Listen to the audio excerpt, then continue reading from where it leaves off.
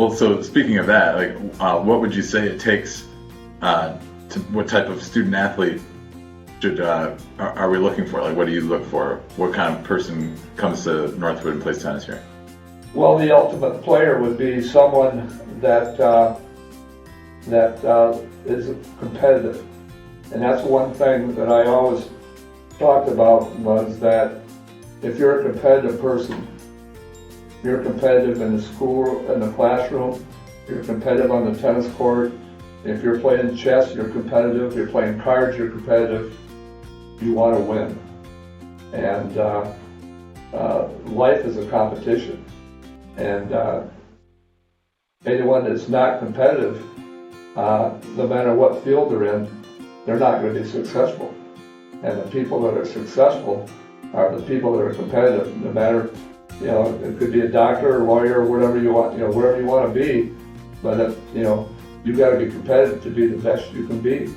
And sometimes that's the intangibles, and sometimes you might not know exactly what a person's like till they get on campus, but particularly, through a lot of the years that we had a lot of international kids, and I wouldn't be able to have a chance to beat them before they got on campus, but they found out pretty quickly what was expected of them, to be very honest with you. Well, you mentioned this earlier, but I totally stole this, by the way.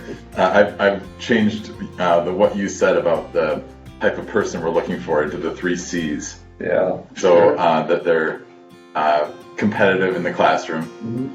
They're champions on the court, and they're excellent citizens. Yeah. So, yeah. And I blatantly, I heard you say that one time, like, that is, those things, those characteristics are like, that is putting a bow on exactly what type of person you want. Yeah, and I'll be very honest with you, Northwood wasn't for everyone. During those years, Northwood wasn't for everyone. And if it wasn't for that person, then we moved on. Then we had to move on. And that's the way a competitive program is. You got to have competitive players, and you can't have a successful program unless you've got everyone that's committed towards a goal. And if they all aren't on the same page, you're not going to be successful. And so, along the way, there were some people that had to transfer for whatever reason and everything, but that was fine. And I always help players transfer if it wasn't quite right, a good fit for them and everything. And so, but that's part of having a great program, though. And so that was one thing that, I mean, I'm from Grand Rapids, so I knew about Northwood that it was a really good program, mm-hmm. and it wasn't until I got here that I understood that the kids that are part of the program are such great people. But then the other thing that blew me away was, like you mentioned, the GPA. Yeah. That last year the men's team last semester had a 3.95. 3.95, 3.96, 3.96. And then the women's team 3.75. The women just they had a 3.75. What a downer. What a downer. I mean, they feel so badly that that the men have beaten them every year as far as grade point average. And I hope maybe this year the women are going to win that grade point average award. And that's very difficult because, like I said, last year the overall GPA of the men was 3.96. The women fell far short of 3.75. What a bunch of failures.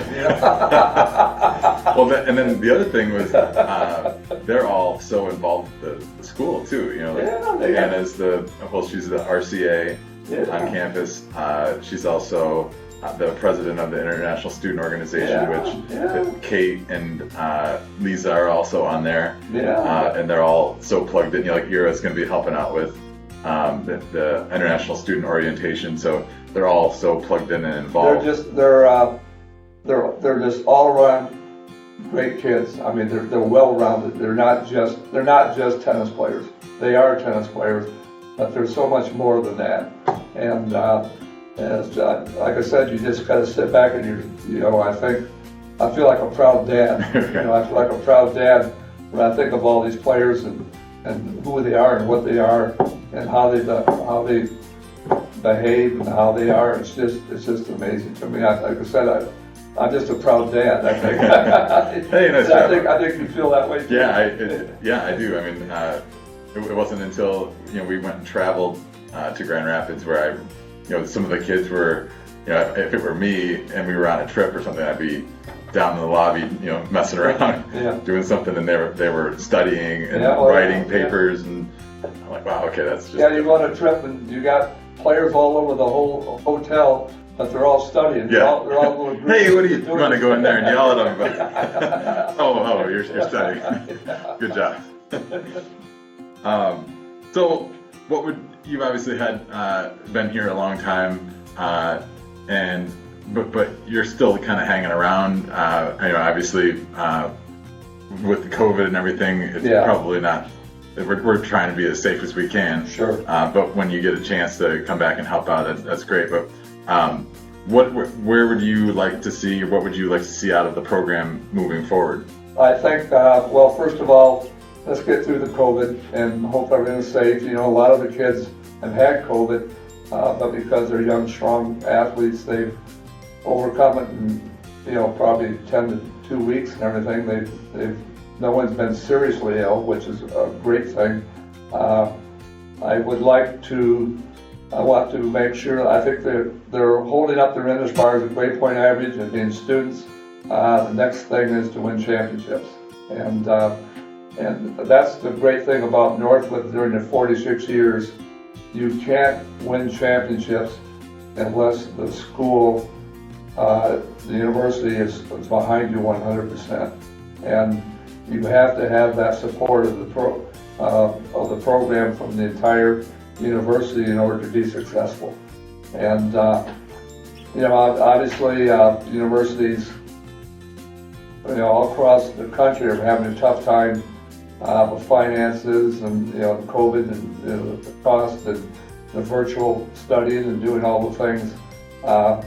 It's going to take a total commitment from Northwood, from you and the kids on the program to get back to winning championships. And so, I know that, things are tough right now. And I think everyone understands why they're tough right now. But we got to hopefully get back to the point where we're able to attract, champion players that are the best students, the best athletes, and the best student athletes. But sometimes that takes money too. And so we just hope that we can get back to where it was during the glory days where we winning all those championships. It's just a combination of things that make the program successful. And I think that Northwood will. I'm sure they will. I think Northwood wants to be the best they can be in all endeavors and everything, and certainly athletics are an important part of Northwood and the community, and how we're looked at in the community as far as being successful and great at what we're doing out there, and that includes athletics. Right. So I'm rooting for you. I want to get back to winning some championships. Yeah, well, obviously that's the goal, and the standard set. And well, we're going to be working towards that. Yeah, well, I think you will. I think you're the right man to do it, and I think that you'll do it. Like I said, we just need a little time to get back to the way we were before this COVID hit, and the economic turndown get not beat to that and everything. So hopefully they all come together again. Well, you made it. The barrage of questions. Well, it's been a pleasure. Yeah. We've kind of talked about some of this stuff before, but I wanted to, make sure that other people got to experience some of those stories and knew the history. Like I didn't know the rich history of the program, and wanted to make sure other people knew about that too. Well, when I came to Northwood, I knew all about Gene Hoxie, and no one was going to compare to Gene Hoxie. It was just impossible.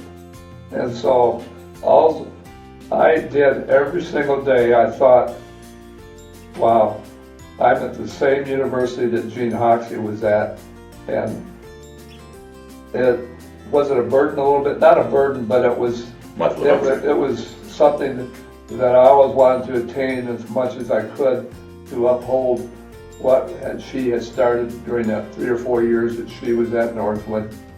And I always felt an obligation to try to uphold, some of the winning traditions that she started at Northwood. I never got close to what she was, but every day I worked towards trying to be the best program that I could possibly be, knowing where she was at and where I was at and everything. It was never attainable, but you always try to reach that, Right. and like I said, it was 46 years of pure joy for me, and I loved Northwood. I had chances to leave Northwood. I had chances to go to the Big Ten, but I always came back to the roots. And I forgot to mention this earlier, is when I came to Northwood in 1974, the founders of the college, Gary Stauffer and Arthur Turner, were alive, and their families were alive, and here in Midland. And those two families adopted me when I came to Northwood. And honestly, that's where I fell in love with Northwood, because those families took care of me. I didn't know anyone in Midland, and they took me up to Higgins Lake every summer. They had a tennis court up there, and we could do lessons and play tennis and go fishing and swimming, and they just adopted me. And that's where my love grew for Northwood, was those two families, the founding families of Northwood. And so I was lucky enough to come to Northwood early enough that I got to know the families that well, the founding families. And so that's where my love of Northwood first started. So.